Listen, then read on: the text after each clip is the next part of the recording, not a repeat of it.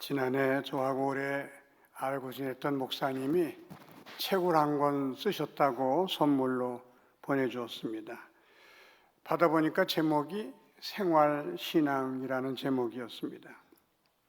신앙생활이 아니라 생활신앙이라는 말은 우리들이 생활 가운데서 신앙을 나타낼 수 있어야 하고 생활에서 그 믿음을 보여줄 수 있어야 한다. 이제 그런 내용이었습니다.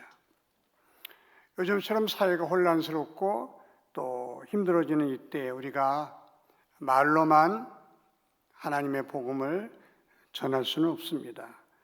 우리가 생활로 보여줌으로 주변 사람들을 주께로 인도할 수 있는 그런 생활 신앙인이 되어야 할 줄 압니다.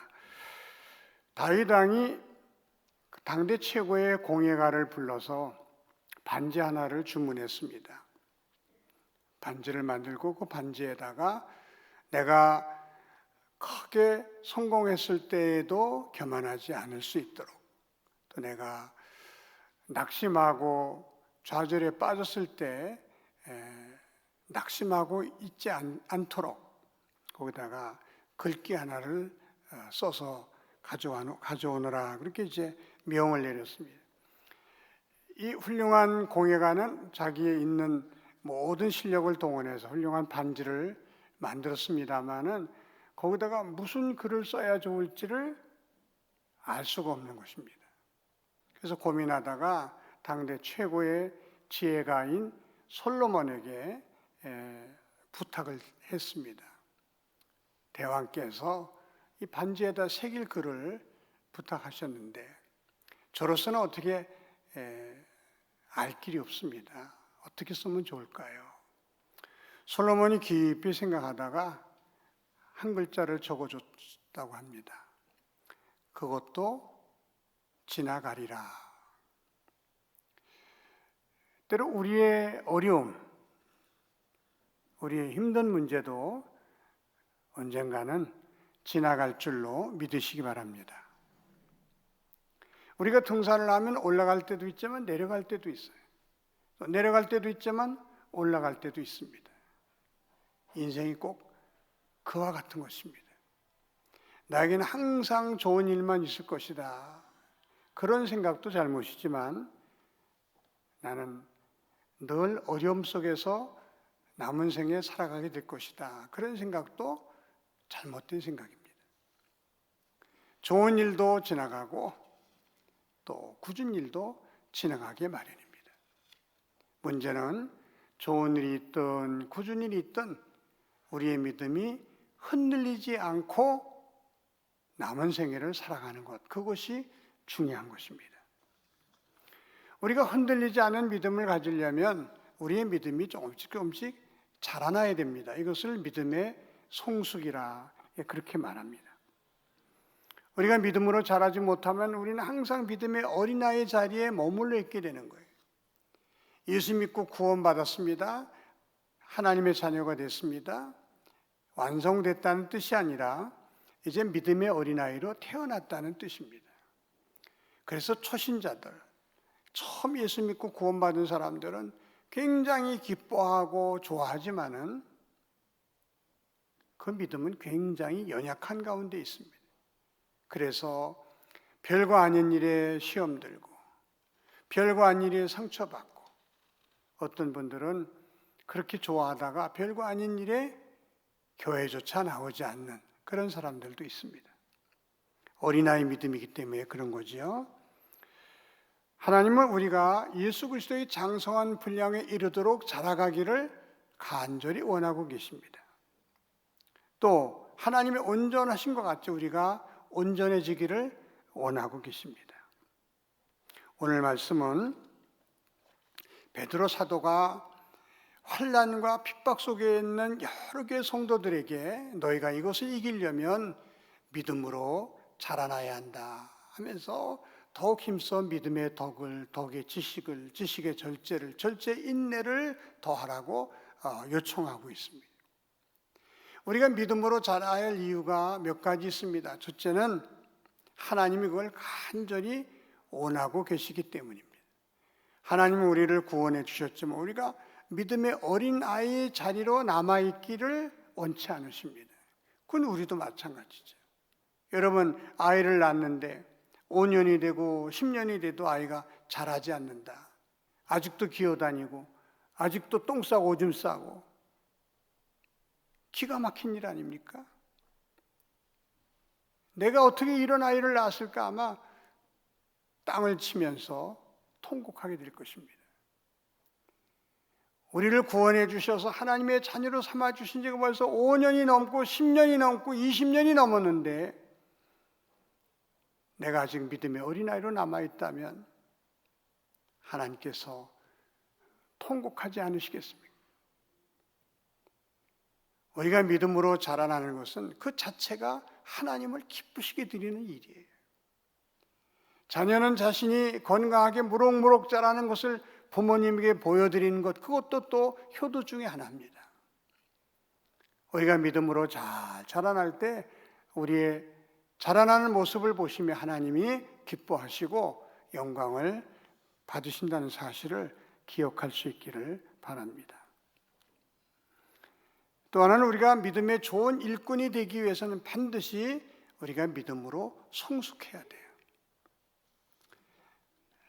이제 간 믿은 사람들, 이제 구원의 확신을 갖게 됐고 정말 천국을 소유했다고 하는 그런 믿음을 가진 사람들의 그 믿음은 되게 뜨겁습니다. 그 열심이 보통이 아니에요. 그래서 우리가 첫 믿음을 혹은 첫사랑을 회복하자 그런 말 많이 하지 않습니까? 그 뜨거움을 회복하자 그런 뜻입니다. 여러분, 그러나 그런 사람의 믿음은 약점이 있어요. 열심히 봉사하다가 별거 아닌 아주 작은 일에 상처받고 시험 들고 교회까지 안 나오는 경우가 허다합니다. 신학교 들어가면 거기 재미있는 유머가 있어요. 신학교 1학년 때는 아주 그냥 목사 신앙으로 들어오는 거예요. 2학년 때 되면 장로님들의 신앙이 나쁘다는 뜻이 아니라 아무래도 목사보다 좀 못하던 뜻에서 2학년 때는 목사 신앙으로 떨어진다. 3학년 때는 서리 집사 신앙으로 떨어져서 졸업한다는 거예요. 그 말이 맞는 것 같지만은 처음 입학할 때는요, 그 초신자의 뜨거운 마음으로 들어오는 것입니다. 3학년이 되면 완전히 잘 정리된 믿음. 겉으로 보기에는 믿음이 없는 것 같지만, 그러나 속을 들여다보면 주님을 위해서 죽고자 하는 그런 마음으로 신학교를 이제 떠나게 되는 거죠. 초신자의 약점이 뭡니까? 그렇게 뜨거운 믿음인데 아주 작은 문제, 남이 던진 한마디 말 때문에, 다른 사람의 조금 눈에 거슬리는 행동 때문에 마음에 상처를 받고 시험에 들고, 그래서 사표를 내고 교회까지 그만두는 그런 결과가 오는 것입니다. 우리가 주님의 좋은 일꾼이 되기 위해서는 반드시 전제 조건이 우리 믿음이 성숙해야 돼요. 성숙한 믿음의 사람들은요, 주님의 일 하다가 별로 시험 들지 않아요. 주님의 일 하면서 별로 상처받지 않습니다.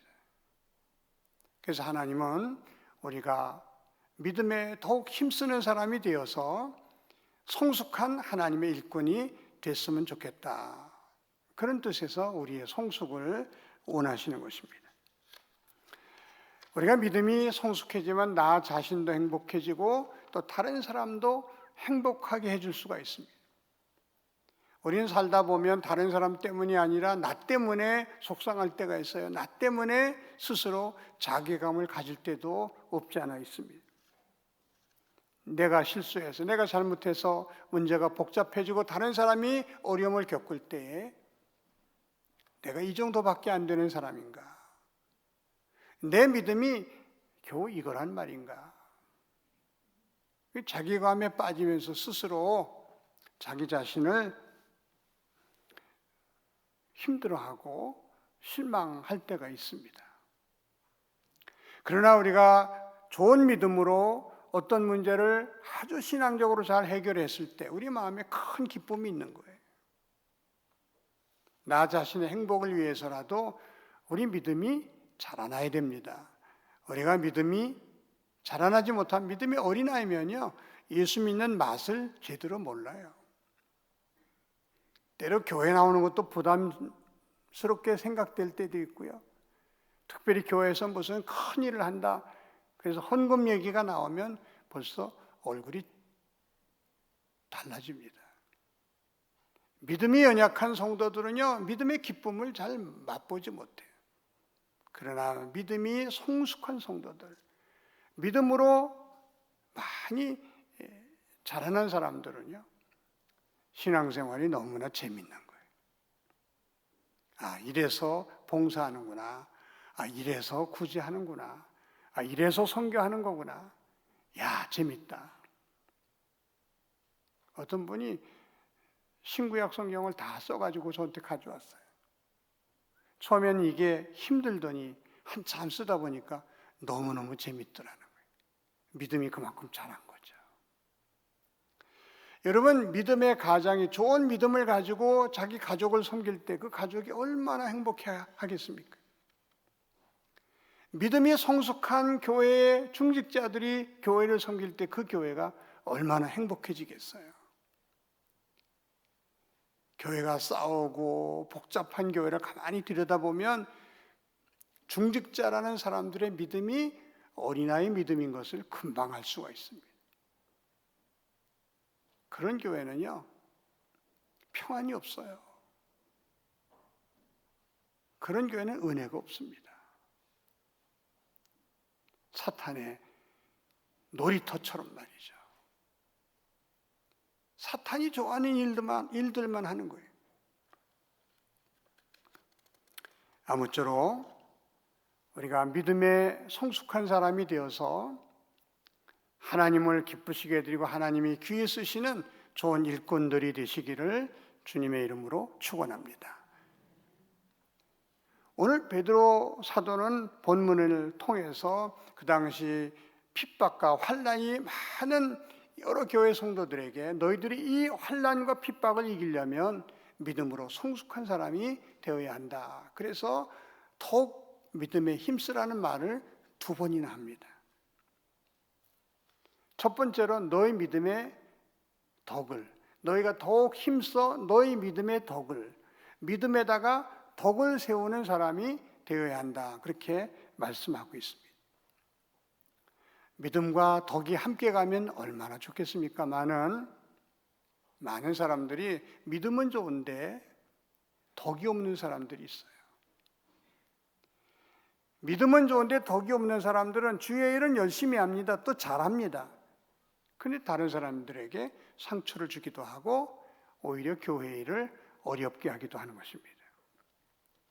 이 덕이란 말을 한마디로 규정하기는 어렵지만은 남을 칭찬해 줄 줄 알고 격려해 줄 줄 알고 자신은 손해볼 줄 알고 그리고 다른 사람을 품어줄 줄 아는 그 넉넉한 인품, 우리가 본받고 싶어하는 것이 많은 사람, 그런 사람은 우리가 덕 있는 사람이라 그렇게 말합니다. 그런 사람을 주님이 찾으시고 그런 사람에게 하나님은 귀한 일을 맡기시는 것입니다. 그런 덕 있는 사람이 되기 위해서 꼭 우리가 기억해야 될 것은 우리 마음속에 그 주님을 주인으로 모시는 일입니다. 그래서 어떤 일이 벌어졌을 때 주님이라면 이때 어떻게 하실까? 주님이라면 어떻게 말씀하실까? 주님이라면 어떻게 행동하실까? 마음속에 주님을 모시고 주님을 닮고자 하는 마음을 가지고 한 걸음 한 걸음 나아가다 보면 스스로 우리도 덕 있는 사람이 될 수 있는 것입니다. 하나님은 이렇게 우리 보고 믿음의 덕을 쌓으라 말씀하고 있습니다. 특별히 중직자들이 덕을 잃어버리면 리더십을 잃어버립니다. 덕을 잃어버린 사람은 누구도 따라주질 않아요. 오히려 외톨이가 됩니다. 한 번은 어떤 여전도의 회원이 저를 찾아와서 눈물을 글썽이면서 교회를 떠나고 싶다고 하는 겁니다. 그래서 왜 그러냐 그랬더니 그 여전도 회원들이 자기를 소위 왕따시킨다고 하는 겁니다. 그래서 제가 그 여전도 임원들을 불렀어요. 그래서 이 어떤 성도가 이런 얘기를 하는데 이게 어떻게 된 겁니까? 그랬더니 그분들이 아주 기가 막힌다듯이 표정을 지면서 목사님, 그 사람은요 만나기만 하면 남의 흉 봐요. 만나기만 하면 불평해요. 그래서 아예 그 사람 만나는 걸 우리가 원치 않습니다. 그 사람 만나면 같이 죄 지는 것 같아서 우리가 그 사람 피합니다. 제가 가만히 들어보니까 덕을 잃어버리니까 스스로 왕따를 자기가 당하는 거죠. 그렇습니다. 우리가 덕을 잃어버리면 사람이 나에게서 떠나가지만 우리가 덕 있는 사람이 되면 많은 사람이 내 주변으로 모이게 되는 것입니다. 아무쪼록 믿음도 좋지만 덕스러운 성도 되는 저와 여러분이 되시기를 바랍니다. 두 번째, 베드로 사도는 덕의 지식을 이런 말을 하고 있습니다. 지식이란 말은 우리가 마땅히 알아야 할 것들을 의미하는데 이 모든 지식이 감사하게도 말씀 안에 들어있는 것입니다. 우리가 말씀을 모르면 신앙생활을 잘못하게 되는 거예요. 내가 일부러 잘못하는 게 아니에요. 말씀을 모르니까 저절로 신앙생활이 잘못되는 것입니다. 어떤 사람은 신비주의로 나가고요. 어떤 사람은 아주 너무 극단적인 행동주의로 나가고, 그래서 성경적으로 멀어지는 모습을 우리가 많이 보게 됩니다. 그래서 우리가 성경을 잘 알고 알 것을 바로 알아야 올바른 지식을 가져야 좋은 믿음을 갖게 되는 거예요. 좋은 믿음을 갖기 위해서 전제 조건이 뭐냐 하면 먼저 잘 알아야 된다고 하는 것입니다. 그럼 뭘 알아야 되느냐? 첫째가 하나님에 대해서 잘 알아야 돼요. 하나님이 어떤 분이신가? 하나님은 뭘 원하시는가? 하나님 내가 어떻게 살기를 원하시는 분이신가? 우리가 그걸 알아야 돼요. 야곱이라는 사람이 하나님을 잘 모를 때는요, 그냥 속이고 그냥 수단 방법을 가리지 않았어요. 그러다가 베델에서 사닥다리 위에 천사가 오르락내리락 하는 것을 보면서 깨고는 뭐라고 말합니까? 여호와께서 여기 계시거늘 내가 알지 못하였도다. 하나님이 어디나 계시다는 사실을 알게 됐습니다. 그리고 야곱이 그때부터 달라지기 시작해요. 우리 어떤 집사님이 계셨는데, 남자 집사님인데 자기 아내가 성가대원인데 성가대 연습하고 늦게 오는 걸 그렇게 싫어한대요. 성가대 연습하고 좀 늦으면 뭐 막 안 믿는 남편처럼 핍박도 하고 아마 좀 듣기 거북한 욕도 하고 막 그런 모양이에요. 그러다가 그 집 가족이 명절에 시골 내려가다가 차가 뒤집혔습니다. 차가 완전히 휴지 조각처럼 폐차하게 됐습니다. 근데 감사하게도 그 탔던 사람들은 조금씩 다치고는 다 무사했어요. 그 사건을 경험한 뒤에 그 집사님의 믿음이 완전히 달라졌습니다. 살아계신 하나님을 체험적으로 만난 것입니다. 하나님이 어떤 분인가를 그분이 비로소 이제 깨닫게 된 것입니다. 그리고는 믿음이 달라졌어요. 하나님에 대해서 깊이 알아갈 수 있기를 바랍니다. 또 사람이 누구인가를 잘 알아야 돼요. 나는 어디서 왔고 어디로 가는지, 내가 사는 목적은 무엇인지, 내가 얼마나 연약한 존재인지, 그리고 나는 무엇으로 살아가는지를 바로 알 때에 우리는 성숙한 믿음의 사람이 될 수 있는 것입니다. 또 교회에 대해서도 잘 알아야 돼요. 교회를 잘 모르면요, 정말 한심한 하나님의 사람이 될 수 있습니다. 교회는 단순한 사람의 모임이 아니에요. 하나님을 아버지로 고백하는, 예수 그리스도를 자기의 구주로 고백하는 믿는 사람들의 공동체가, 믿음의 공동체가 교회입니다.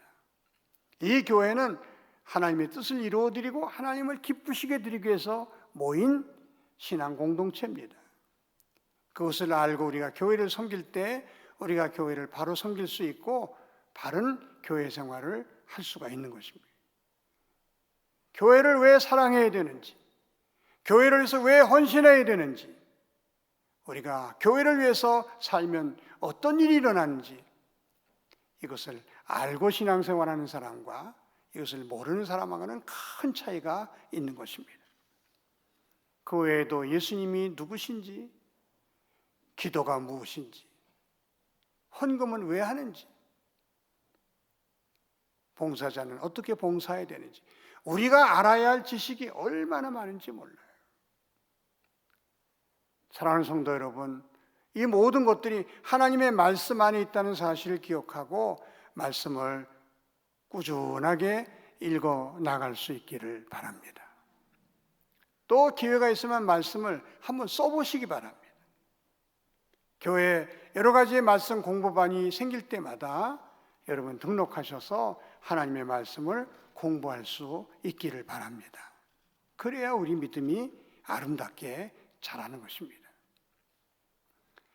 어떤 사람들은 아주 신비로운 것을 좋아하는 그런 종류의 성도들도 있어요. 그래서 좀 이상하다 그러면, 신비하다 그러면 쫓아갑니다.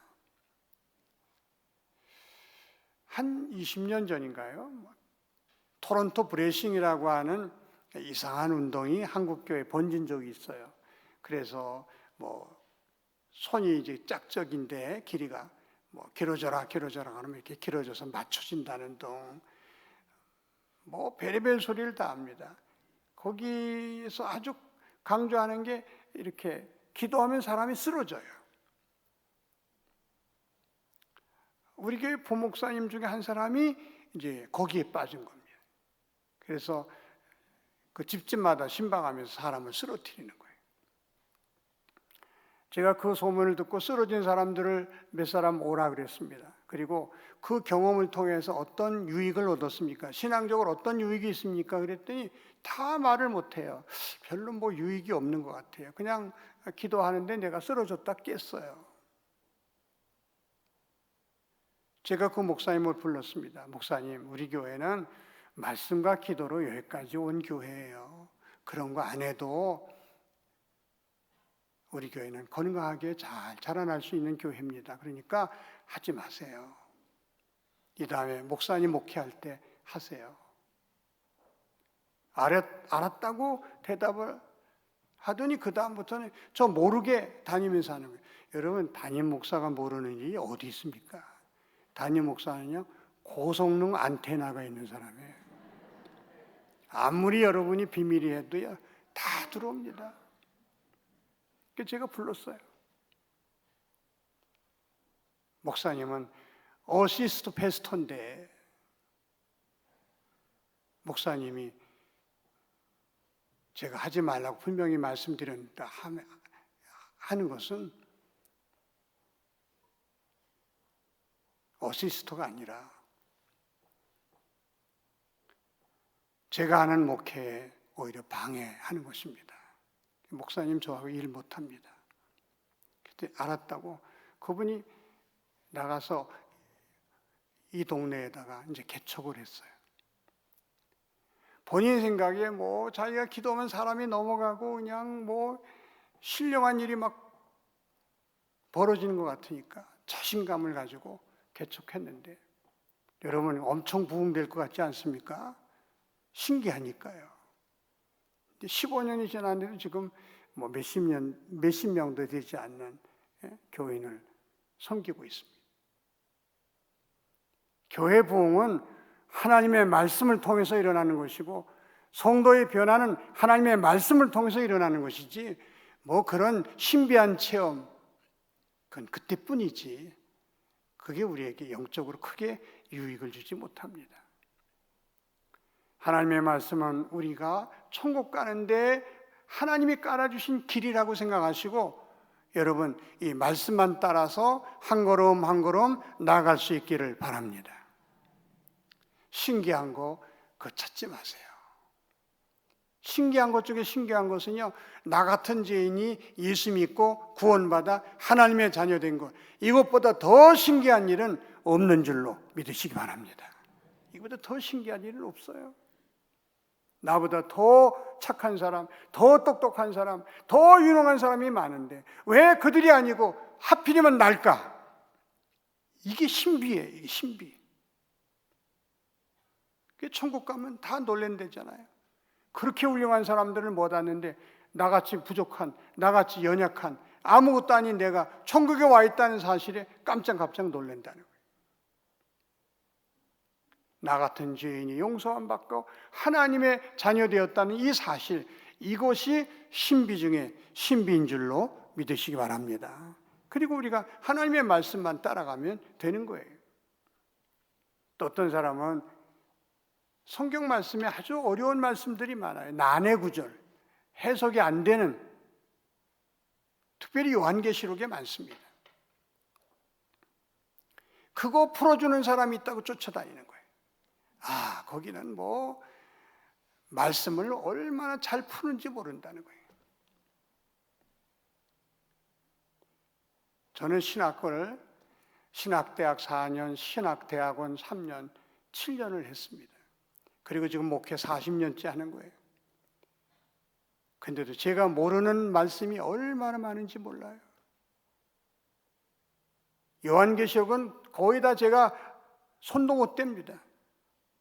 다니엘서 후반부도 손도 못 댑니다. 그러나 저는 걱정 안 해요. 왜? 내가 알고 이해하는 말씀만 믿고 그대로 살아도 천국 가는데 조금도 지장 없고 하나님이 하는데 조금도 지장 없기 때문입니다.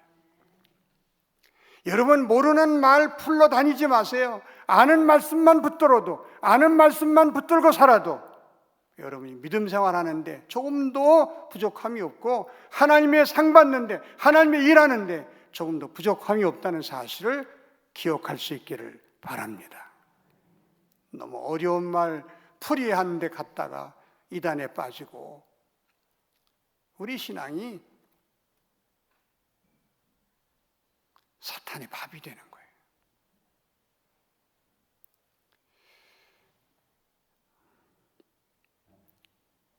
베드로 사도는 이렇게 지식에다가 절제 인내를 더하라.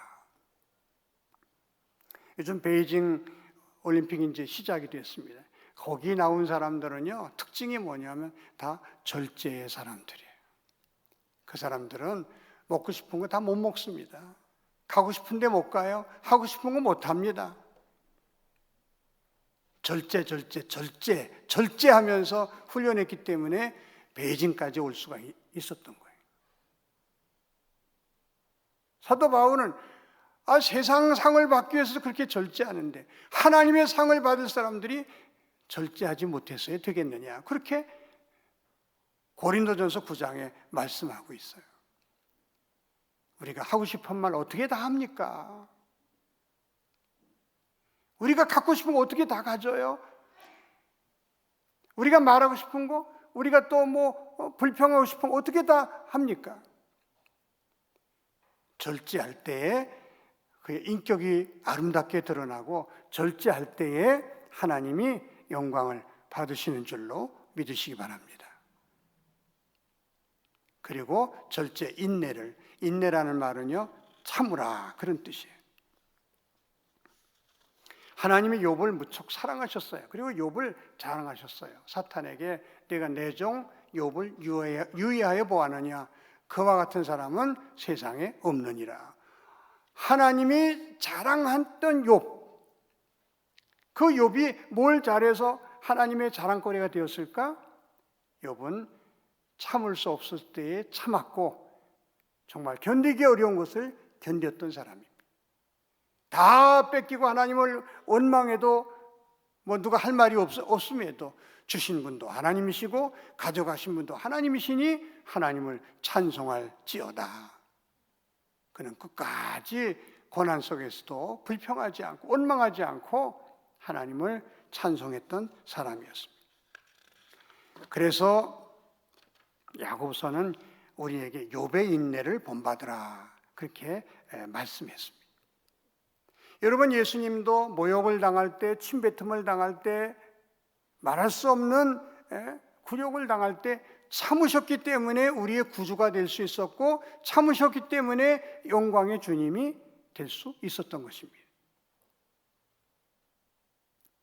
주님을 바라보며 저와 여러분도 참을 줄 아는 사람이 될 수 있기를 바랍니다.